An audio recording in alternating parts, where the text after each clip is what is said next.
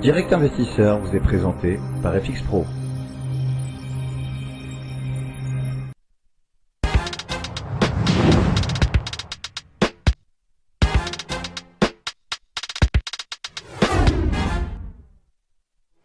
Nous sommes de retour sur Direct Investisseur et nous accueillons Laurent Albi, responsable des Traders Live. Bonjour Laurent. Bonjour Lucie. Alors ce matin, nous allons parler de différents actifs avec vous. C'est bon l'ordinateur? Ça y est, oui. Bon Voilà. Alors, on va parler de différents actifs. C'est mieux avec des charts quand même. La dernière fois, on n'avait pas parlé des indices. Vous aviez, finalement, vous nous disiez que voilà, les indices, il n'y avait pas grand-chose à faire. Et c'est aujourd'hui, encore, on ne reparle pas des indices. On va parler d'une devise et d'une matière première agricole. Alors, la devise, elle est assez exotique. Il s'agit de l'euro sec, c'est-à-dire l'euro face à la couronne suédoise. Alors, pourquoi avoir choisi cette devise? Il n'y a rien à faire sur l'euro-dollar? Non, il n'y a rien à faire sur l'euro-dollar. Pourquoi il n'y a rien à faire sur l'euro-dollar? Parce que ça ne bouge strictement pas. Voilà, exactement. Il ne se passe rien sur la majorité des devises d'ailleurs. C'est très très peu. Et sur l'euro sec, ça bouge alors? Eh ben, écoutez, ça ne bouge pas encore, mais ça peut bouger et je trouve que la configuration est jolie. Regardez, attendez Antoine, peut-être qu'on peut reprendre l'ordinateur et voir si on peut zoomer parce que je n'y arrive pas. On voit en bas à droite cette petite accumulation sur la zone de support. Voilà, alors ce qu'on peut dire sur l'euro-sec, c'est que déjà on est sur un cross qui est dans un gros trading range, entre 9,40 et 9,20, et puis depuis maintenant 2 semaines, on accumule sur la zone de support, et par conséquent on pourrait avoir une accélération haussière si le prix arrivait à s'extraire de cette petite zone de congestion. Donc, sur l'euro sec, moi j'ai placé un ordre d'achat stop au-dessus de la résistance à 9,2670. J'ai mis mon stop en bas de la zone de congestion, c'est-à-dire à 9,1950. Et je vise le haut du range à 9,4110. Ça me donne un ratio rendement-risque de 2. Donc, c'est une idée qui peut avoir de l'intérêt si vraiment on voit que l'euro arrive à s'extraire de cette petite zone. Est-ce que ça va bouger aussi avec peut-être l'issue sur le dossier grec, parce que l'euro pourrait peut-être bouger, donc ça pourrait avoir une incidence sur l'euro sec et d'autres valeurs d'ailleurs, d'autres paires libellées en euros? Oui, alors ça dépend comment on comprend les choses. C'est tellement compliqué ce qui est en train de se passer sur la Grèce en ce moment que c'est difficile d'avoir un avis tranché. Moi, le sentiment que j'ai, je me trompe peut-être, c'est que s'il y avait finalement une résolution positive du dossier grec, c'est-à-dire que finalement on arrivait à trouver un arrangement avec eux pour les maintenir dans la zone euro et trouver donc des moyens d'être sûr qu'ils vont mettre en place les réformes nécessaires, ça serait baissier pour l'euro. Pourquoi ? Eh bien parce que finalement le trend qui précédait cette petite crise de ces 10 derniers jours, qui était un trend baissier sur l'euro, reprendrait son cours et on aurait donc des investisseurs qui reprendraient donc les fondamentaux qui étaient ceux d'avant le dernier épisode grec. Alors ce que je vous dis, c'est à prendre avec beaucoup de pincettes parce que c'est vraiment compliqué, mais le sentiment que j'ai, c'est que tant qu'il y a cette incertitude sur le dossier grec, c'est boule pour l'euro, et dès que l'incertitude sera levée, l'euro reprendra son trend baissier. Donc sur l'euro sec, pour le moment, je vais essayer de rester sur des considérations purement techniques, parce que si je vais sur le fondamental, et c'est même plus du fondamental, c'est du politique. Donc on s'écarte trop de notre chart, et puis surtout j'ai pas de valeur ajoutée. Justement, si on revient sur le chart, on voit que l'euro sec depuis 1 an finalement est dans une vaste zone de consolidation, de range. Le range s'est rétréci donc depuis 3 mois.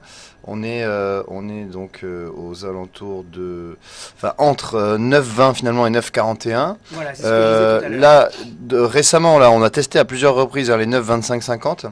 Donc, ce qui est intéressant, c'est comme stratégie, donc c'est à noter, c'est justement mettre un ordre limite en carnet. Non, un ordre stop. Un ordre stop, oui, pardon. Un ordre stop en carnet pour S'il y a une accélération. Oui, anticiper la sortie par le haut. Donc ça, c'est une stratégie qui est intéressante à faire lorsqu'il n'y a pas vraiment de volatilité. Voilà, donc on verra bien Ouais, on verra bien. s'il sort ou pas du range. En tout cas, Donc s'il je sort- répète, donc on a 9,19,50 pour le stop et 9,41,10 pour l'objectif. Absolument. Et surtout, le prix où on rentre, c'est 9,26,70. Alors, ce prix à 9,26,70, il est calculé en prenant un average true range en 50 périodes. Et ça nous donne un petit peu le bruit des 50 dernières périodes. Et quand on se place au-dessus, on a une petite probabilité supplémentaire d'avoir un signal qui est valide, puisque en fait, il est en dehors du bruit qui a été calculé historiquement. Alors on passe maintenant à un autre actif, il s'agit d'une matière première agricole, c'est le maïs. Alors pourquoi le maïs est-il intéressant aujourd'hui? Eh bien, il est Ou en ce intéressant. moment, enfin, voilà. Il est Ou intéressant demain. parce que il a une belle config technique, hein, Lucie. Le maïs, il a été vendu pendant assez longtemps, puis regardez, il est en train de se retourner. Il a franchi hier de manière extrêmement vive cette résistance et j'ai essayé de rentrer dedans et j'ai pas pu. Parce que j'essayais à chaque fois d'attraper des petites respirations et en fait il est quasiment parti en ligne droite et bien évidemment hein, cette bougie quand on la voit à l'écran c'est à la fois la couverture de position short et les positions longues qui restent derrière, donc un très beau signal. Moi je vais essayer de rentrer sur le corne à 375, autrement dit sur le segment bleu que vous voyez au niveau de du précédent petit sommet intermédiaire qui a fait office de résistance. Alors bon, quand on voit la force du mouvement, on peut douter du repli sur 375, c'est tout à fait légitime. Si ça ne retourne pas sur 375, de toutes les façons, je ne pourrais pas rentrer sur le corne parce que moi, je ne peux pas avoir d'autres targets pour le moment à 395. Et comme j'ai besoin d'avoir un ratio rendement-risque à peu près acceptable, c'est-à-dire au moins égal à 2, et vu que je mets quand même mon stop sous la mèche de la bougie d'hier, eh bien je rentre à 375 ou je ne rentre pas. Laurent, justement, si on regarde la configuration graphique hein, du corne, on voit qu'on a finalement une structure en double bottom hein, qui s'est formée. Hein. Est-ce que vous confirmez Oui, cela? ça peut être vu comme un double bottom qui vient d'être validé, avec un deuxième bottom légèrement plus bas que le premier. Bon, moi, ce que je retiens vraiment, c'est que si vous tirez le segment bleu vers la gauche, vous allez voir que c'est une résistance quand même qui avait bien bloqué les prix jusqu'à maintenant. Et c'est pour ça que l'accélération a été si forte sur le franchissement, puisque je vous le disais, il y avait beaucoup de vendeurs qui étaient positionnés. Donc, des débouclages de positions short, ça veut dire mécaniquement des opérations d'achat.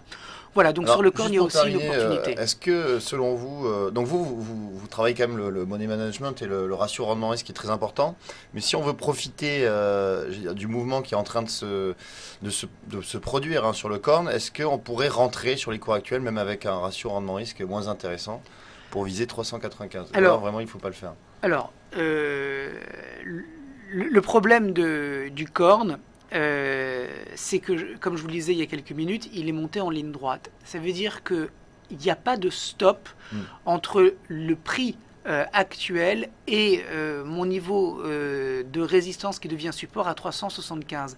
Ça veut dire, Antoine, que si vous rentrez maintenant et que vous mettez un stop entre mon segment bleu et le prix actuel, vous prenez le risque de vous faire stopper par un retracement puisqu'il n'y a pas de niveau graphique fort, il n'y a pas vraiment eu de construction. C'est pas du tout construit, c'est monté en ligne droite.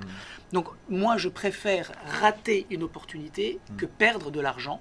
Et comme je suis obligé de mettre ce stop là où je l'ai dit, eh bien non, je ne conseille pas de rentrer maintenant parce que le ratio rendement-risque est vraiment dégradé.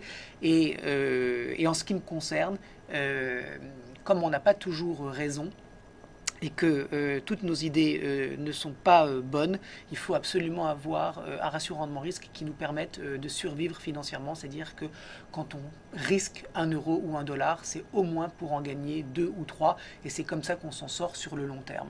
Donc pas d'entrée, en tout cas à mon sens, sur les prix actuels. Donc on rentre à 375 et on vise 395. Exactement. Voilà, merci. Donc ça c'était pour le maïs. Alors un dernier mot quand même sur le Oui. CAC, hein, peut-être juste pour le plaisir. On a ouvert à l'équilibre, hein, on est sur Ouais. les niveaux des 5000 points, on est toujours un petit peu à ce niveau-là, on est à moins 0,75. Concrètement, est-ce qu'il faut rester à l'écart du CAC aujourd'hui? Est-ce que l'on peut quand même rentrer dessus, faire des petits allers-retours, sachant qu'il va y avoir donc... Je sais que vous n'aimez pas le fondamental, que vous restez technique, mais il y a quand même cet événement de la Grèce qui va se jouer ce week-end. On est le vendredi, des bouclages de position, ou au contraire, jouer justement l'issue favorable de lundi matin et être en position pour le lundi matin. Ah non, non, non, on ne joue rien aujourd'hui. Franchement, on ne joue rien pour 2 raisons. La première, c'est qu'on a vécu exactement le même scénario la semaine dernière. Et oui, on a ouvert... et on a eu plus 3,80. Exactement. Alors si On a- ça se reproduit lundi, Oui, mais attendez, Lucie, Dommage. on a pris quand même pas mal de points pendant la semaine et je doute qu'on prenne exactement le même nombre de points la semaine prochaine. C'était Ça la peut plus se passer. forte- hein. La plus forte hausse depuis 3 ans, lundi. Oui, alors, exactement. Bah, Tout c'est- peut se passer sur les marchés et peut-être qu'on va encore faire ce qu'on a fait ce qu'on a fait cette semaine, la semaine prochaine. Je ne sais pas. Mais statistiquement, ça me paraît peu probable. Donc, premièrement, on a des opérateurs qui sont légitimement en train de réfléchir sur l'opportunité de prendre leur gain à la veille du week-end, ce que je ferais moi personnellement si j'étais rentré lundi. Franchement, je ne laisserais pas le marché tout me reprendre lundi prochain s'il y avait une mauvaise nouvelle. Donc je sortirais du marché, donc il y a des prises de bénéfices qui ont lieu actuellement. Et puis deuxièmement, aux États-Unis, on a un S&P qui arrive absolument pas à sortir de sa zone de consolidation et moi je suis absolument convaincu que les patrons c'est encore les Américains et que si le S&P ne sort pas de sa zone de congestion, les indices européens n'ont pas beaucoup de potentiel haussier. Donc on n'a pas le bon alignement tout de suite au niveau du timing ce vendredi pour ouvrir des positions sur le CAC et les conserver ce week-end. Maintenant, en intraday, en 5 minutes, je suis sûr qu'il y a des scalpers qui arrivent à tirer leur épingle du jeu et qui arrivent à rentrer comme ça sur des allers-retours. bon, ça c'est la sagesse, hein, Laurent. Bon, Antoine, Notamment qui est les- fougueux, notre fougueux Antoine, est-ce que vous pourriez prendre position Oui, tout à fait. Oui, ce week-end position. Des positions en scalping, Ouais, pour 5000 points. Non, pour viser justement le rebond de lundi. Non, parce qu'on ne sait pas s'il va y avoir de rebond C'est lundi. ça le donc- problème. Ouais. Non, mais jouer des petits scalps sur le retour sur les 5000 et viser à 10-15 points, c'est exactement ce qui se passe depuis 3 jours. hein. On rebondit sur 5000 et on remonte sur les 5000. Bon, là on est à 5013, mais hier on est remonté quand même à 5087 points. Donc voilà. Ça peut recommencer. Donc ça recommence. Ah oui, oui. Ça recommence, ça- ça recommence ce matin. Ça peut Mais tout pas à de fait. position pendant le week-end. ouais. Merci Laurent, donc Laurent Albi, responsable des Traders Live, notre voix, notre sage Laurent. On passe à la suite de Direct Marché.